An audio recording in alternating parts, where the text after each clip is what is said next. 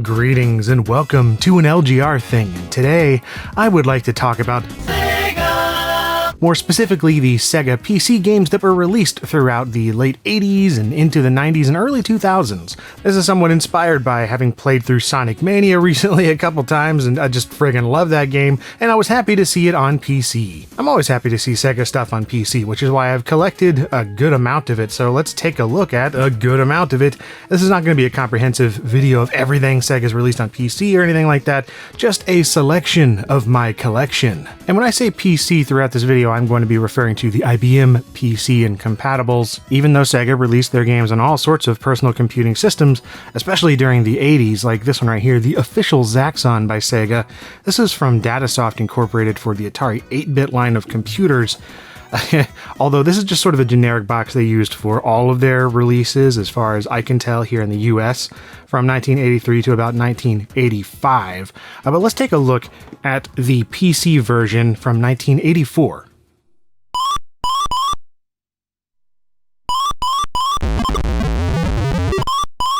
Well, you can kind of tell this is pretty early on in the PC's life. I mean, it was still using 4-color CGA for one thing, the low-intensity cyan and magenta color palette, which is just not very appealing at all to me. I prefer the higher intensity one, or even the warmer colors to this. Not to mention that horrible sound. Oh my word, it's just a cacophony of noise and noise. But, you know, the PC didn't really have any kind of good sound at that point. It's also one of those games that expects a 4.77 MHz 8088 CPU. So running it on anything faster is going to make the game completely unplayable. Not that it's very playable anyway, but you know, this is just an early arcade conversion for the PC, and really most of the conversions weren't very good at the time. PCs weren't up to snuff yet. Well, let's skip ahead a bit here to 1989 with Afterburner here, which is released by Sega right here. They had their Arcade Hits brand going on at the time. This one is the Amiga box, but again, we'll be looking at the PC version. And yeah, they actually put some screenshots in the back here that are pretty representative of the actual game that you're going to get on a home computer. They a lot of times would put fake ones on here, like just photographs of the arcade machine's screen, and say, oh, you know, your mileage may vary depending on your computer. But yeah, this one they were actually trying to represent it pretty well. So let's take a look at what you got on the PC in 1989 from Sega.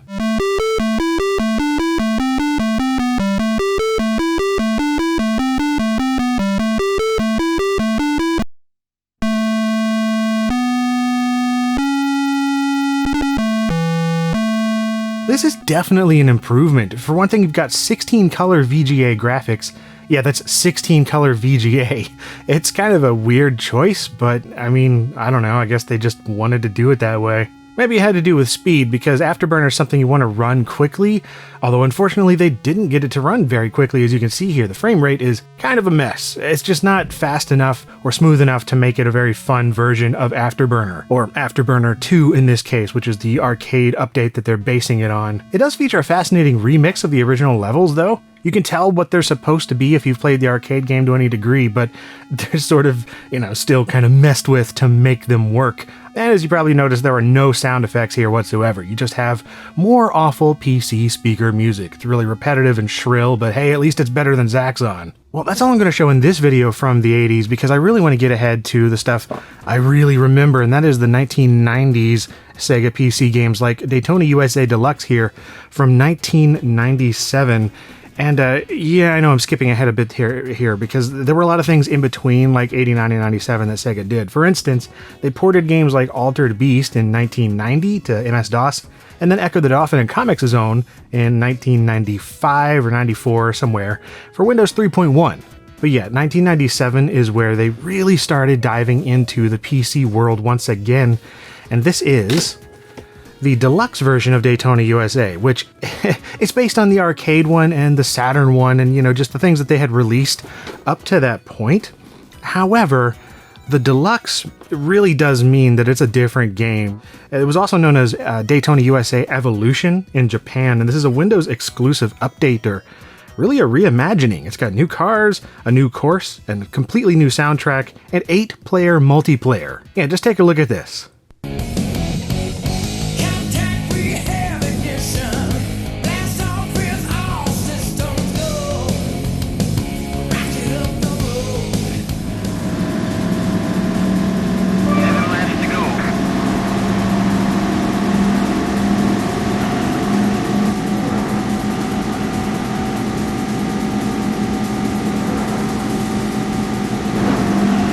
For one thing, it runs in 640 by 480, which I believe maybe the arcade one did, but the Saturn one didn't, so it's at least an increase over those home conversions. It also has a higher draw distance and a higher polygon count available for the cars. Unfortunately, it also runs at kind of a low frame rate, even on the lowest settings, on a Pentium 3 and all sorts of faster things like that. It just didn't really matter. This game does not run very well, at least with the version I have.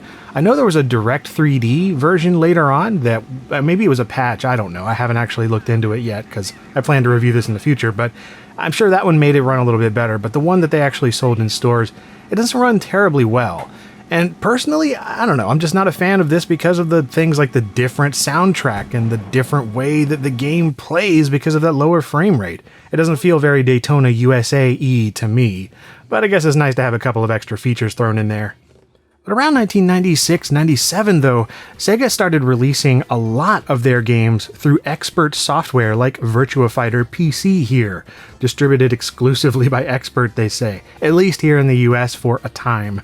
This was their PC collection, as most of them were branded. And yeah, this is a version of Virtua Fighter that has been updated and optimized for the PC in a number of ways.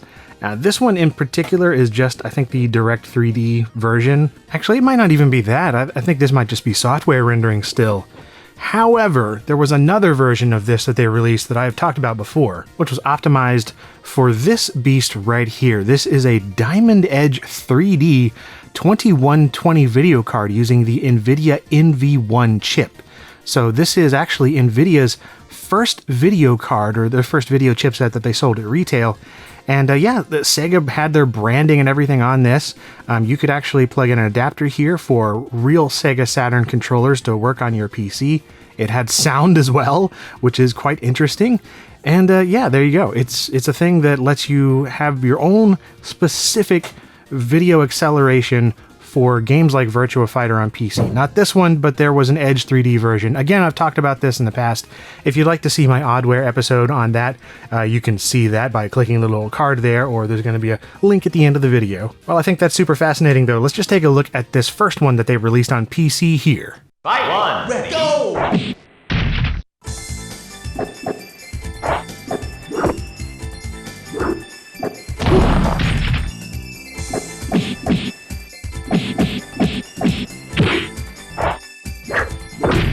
Again, you get up to 640 by 480 resolution, which is a nice little increase, and the frame rate is pretty good. It's probably, I don't know, on par from what I remember the Saturn being. Same goes for the rest of these games. Pretty much all of them have some sort of upscaling to 640 by 480 and usually 16-bit color graphics as well. But yeah, overall, this is just a pretty solid port. It has some speed inconsistencies if you play this on a faster CPU.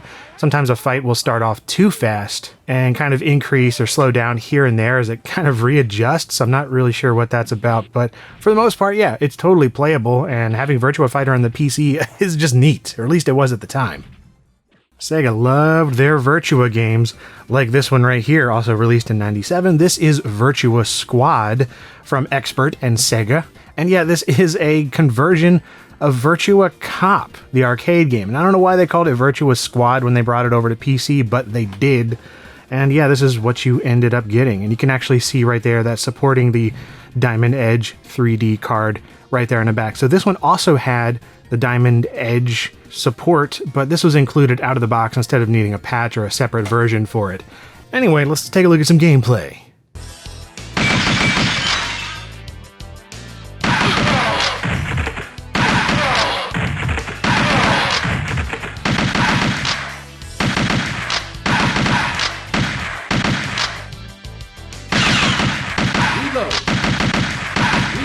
Out of all these games I'm showing here today, this is the one that I spent the most time replaying to get this footage. I just like this game. I liked Virtua Cop in the arcades. I like the arcade simplicity of Virtua Squad here, which is really just the same basic game. In fact, it's really on par with the Saturn version, just with higher resolution and color depth once again, and some texture smoothing and other things like that. This is looking pretty good on a computer that's fast enough to run it. Again, I don't think it's actually 3D accelerated unless you have the Diamond Edge, but still, it's very nice on a Pentium 3. And playing light gun games like this with a mouse, I quite enjoy.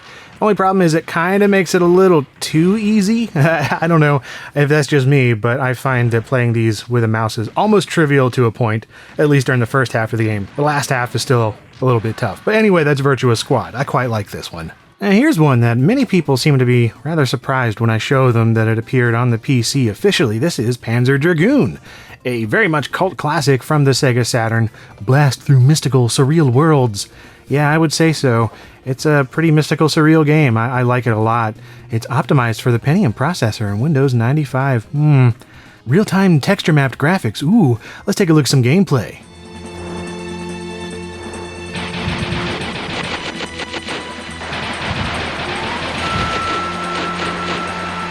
Well, this is just an excellent port as far as I'm concerned. Going from the Saturn to this feels very natural. There's nothing missing. In fact, there's only things added as far as I can tell. Again, you have 640x480, 16-bit color. The pre-rendered full-motion video scenes look good. It controls very well with the keyboard. No problems there at all, and it runs nicely.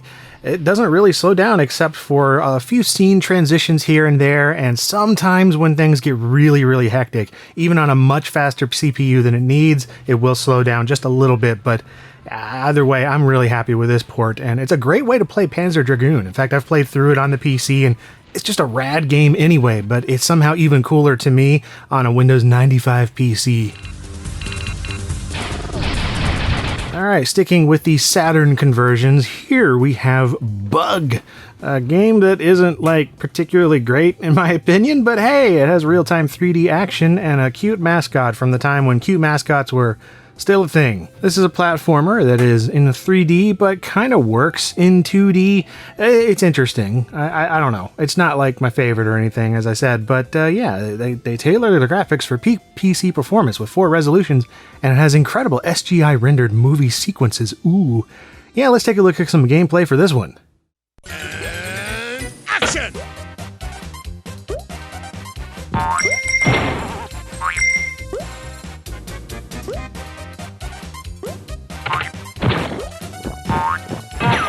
Well, once again, there's some increased resolution, it runs very smoothly, it runs great actually, it plays great.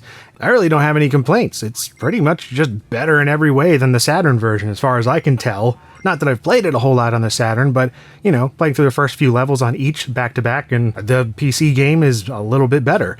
It's just too bad the game isn't that great. I don't know, there's nothing wrong with it, it's just like so average to me. But anyway, that's Bug, and I find that it's fascinating that it was on the PC in a full big box release, and not just a Saturn exclusive as I've heard it referred to before. Alright, time to move on to one of my absolute favorites in the arcade, on the PC, and just really, I don't know, anywhere. It's just a fun game. This is the House of the Dead, which was released on the PC in 1998. It's the #1 arcade hit. That's such a cool box, too, isn't it? Like, it's got these embossed, shiny things going on. Yeah, one of the most popular arcade games ever. Yep, I would say so. Let's just dive into some gameplay here.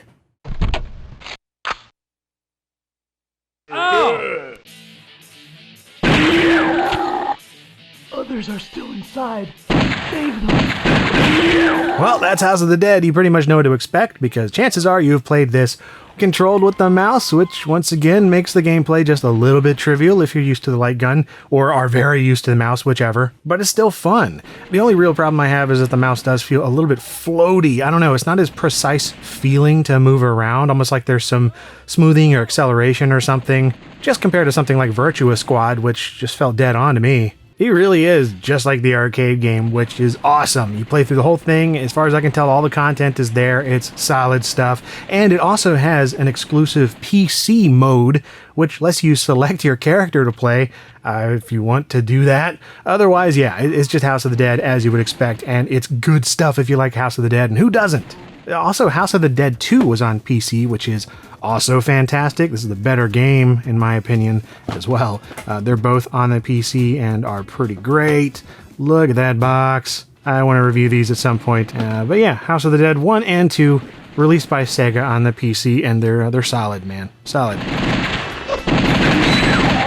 Again, I've almost forgot to mention, you might notice that it didn't have any of the Expert software branding anymore, which I think makes for a nice just better looking box. So I guess experts, yeah, whatever they had going on, a licensing agreement or something with Sega was over, and they were actually releasing their own things and their own Sega PC brand in 1998, including the curiously packaged Sonic and Garfield pack from 1998.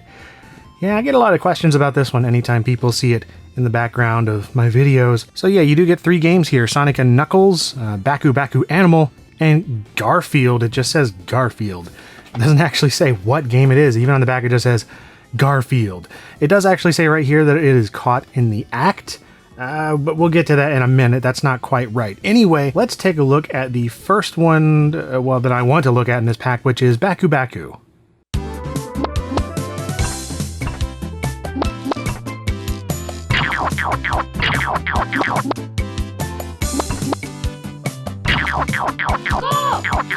Well, I've always just assumed it said Baku Baku. Is it Baku Baku? I've never actually thought about it until now, but anyway, I'm going to say Baku, and it's just a pretty solid port as well. I mean, it's a puzzle game. There's not a whole lot going on. It's got all sorts of extra features too in the menus for arcade operator options, for fine-tuning the difficulty and whatnot. And this was actually originally Sega's first network playable PC game, according to them anyway, back in 1996 when this was announced or launched or whatever. Yeah, I know I'm covering it a little bit later here, but that's because it was in a compilation. I don't have the original release. Originally, it predated Daytona USA Deluxe by several months and was the first one with network support from Sega on the PC. It's just a fun little game. Moving on, though, to the real reason that I bought this specific package, which is the Garfield game. Specifically, it is Garfield Caught in the Act, or really Garfield in TV Land, as they renamed it here for some reason. Caught in the Act was the Genesis game that it was based on, and then when they released it on PC, it was called In TV Land. I don't know, branding. It's like what they did with Virtua Squad or something. They just wanted to change crap around for the PC. But anyway, it's a fantastic port. Let's take a look.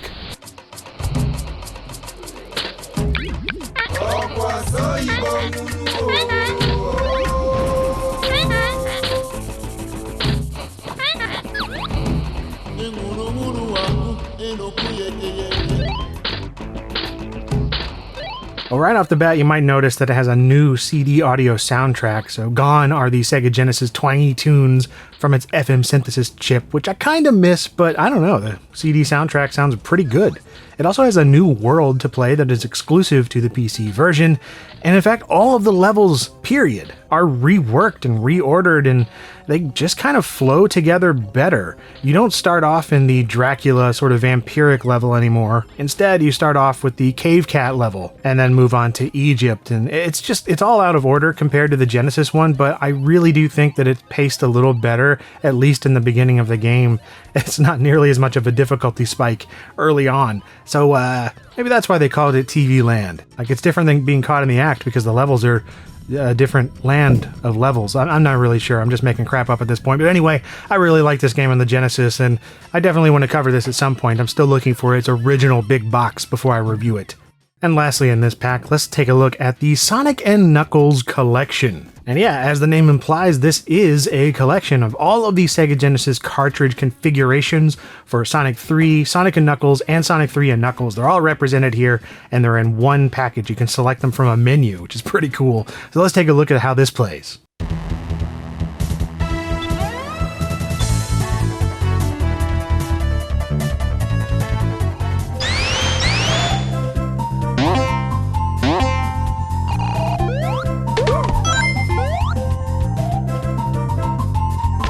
Well, as you might expect, Sega pretty much knew what they were doing at this point. The look and feel of it is spot on as far as I can tell. It just feels like a Sonic game, except you're playing it on a PC, possibly with a keyboard, which is interesting, but in a way I kind of prefer it because I always played platformers on the PC as a kid. Jazz Jackrabbit, Commander Keen, Duke Nukem, etc., so I'm quite used to it and it feels good to me.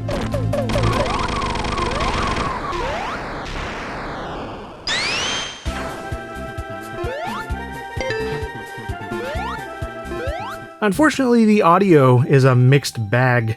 The sound effects are pretty low quality, and the music is either FM generated or general MIDI, depending on what you choose in the options. While the FM can be kind of close to the Genesis, depending on the chip that's on your sound card, the general MIDI music is using a wavetable synth, and that is MIDI Sonic music. I mean, you know, it's kind of strange that that is officially made by Sega at this point. It's not just like fans recreating it in MIDI format. No, these are actual MIDI tunes for Sonic 3, Sonic and Knuckles and whatnot. It's interesting, if nothing else.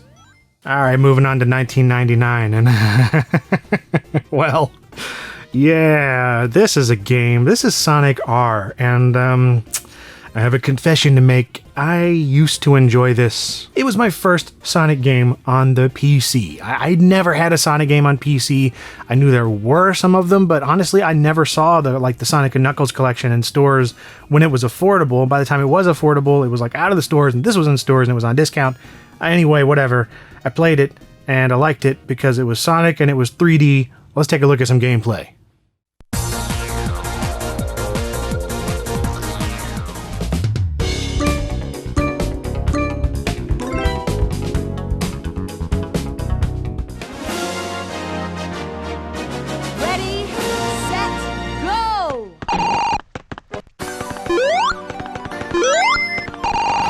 Alright, well, other than some ugly menus, like seriously, I don't know what happened with the scaling of the menus, they're hideous, but other than that, it's a decent Saturn port of Sonic R. The game isn't great. It's kind of horrible. In fact, it makes me kind of sick to play now, but it's a decent port. It's got enhanced visuals, the frame rate is pretty smooth. I mean, it runs at least as good as the Saturn, but definitely better in most cases.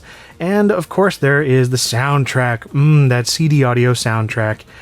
I hate it. I love it, yet I hate it, and I hate to love it. I don't know. Man, I'm a super Sonic racer.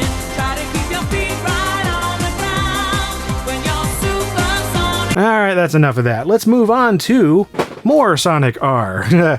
From the Sonic Action Pack here. This is, I've got more compilations in these later years because the individual releases can be kind of hard to find nowadays, but yeah, this is one that I found at a Goodwill years ago, and yeah, it comes with Sonic R and the Sonic and Knuckles collection once again, so we won't be looking at those. We're going to be looking at Sonic CD here, which was one of those that, once again, it's because it's in a compilation, it was released many years before this. I'm not sure when exactly, I think 97, but yeah, let's take a look at Sonic CD and the PC.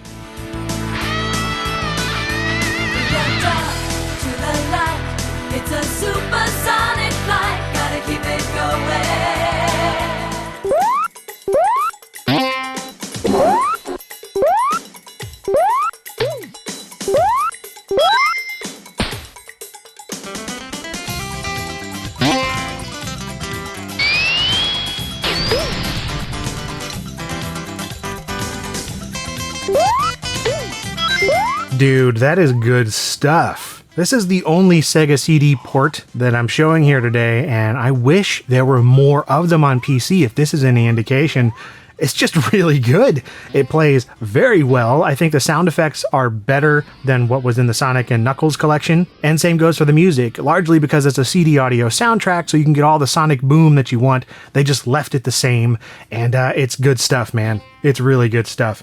Plus, you get faster load times. You don't have to deal with as slow of a CD drive as you had on the Sega CD, which is great. So yeah, you just get to go to the future and the past and zoom around and do all the things really fast that you can with Sonic on the PC with whatever controller you want on different resolutions, which scale quite nicely, especially on a CRT. I mean, this is just brilliant. And I played through the entirety of Sonic CD once on the PC, and it was great. I had no problems. Highly recommend it.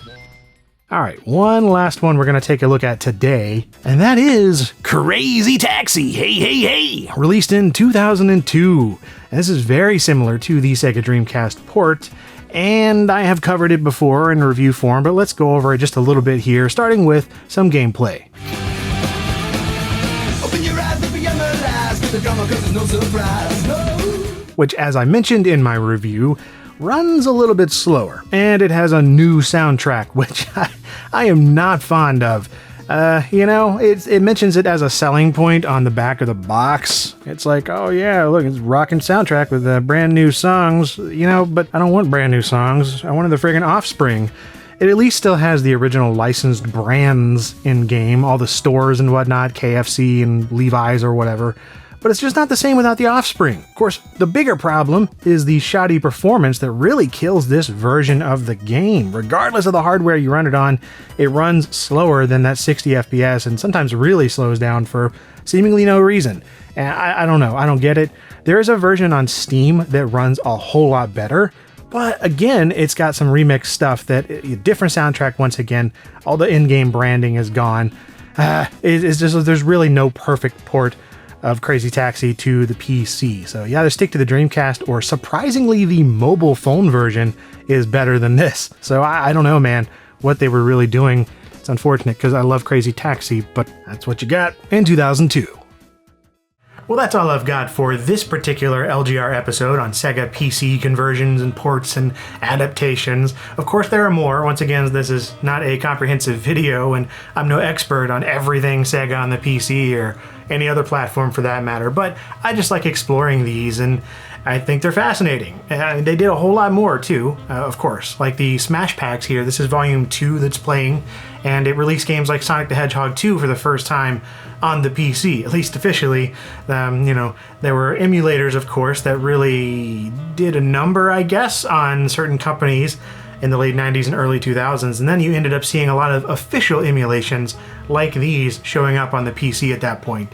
I think that's a whole nother fascinating topic to cover. And of course, Sega is still releasing emulated versions of their games on the PC today through Steam and whatnot, and even iOS and Android, but it's a little different from what some of those were that I was showing from the 90s, which were like PC adaptations. Let me know what you think, though. What are some of your favorite PC ports of Sega games? And maybe let me know some of the ones that I didn't show here. Maybe you'd like to see in the future. Or even if you like this kind of video at all. Maybe you'd like to see some other companies covered. I think Midway would be a fascinating one, for instance. They did a lot of really interesting arcade ports to the PC that many people don't even realize were a thing. But anyway, if you did enjoy, let me know. And thanks for watching. Well, that ended up being longer than I anticipated, but I enjoyed making it, so I hope that you enjoyed watching. And if you did, here's some others. I've got new videos going up every Monday and Friday as well, so you could, do YouTube things if you want to. And as always, thank you very much for watching.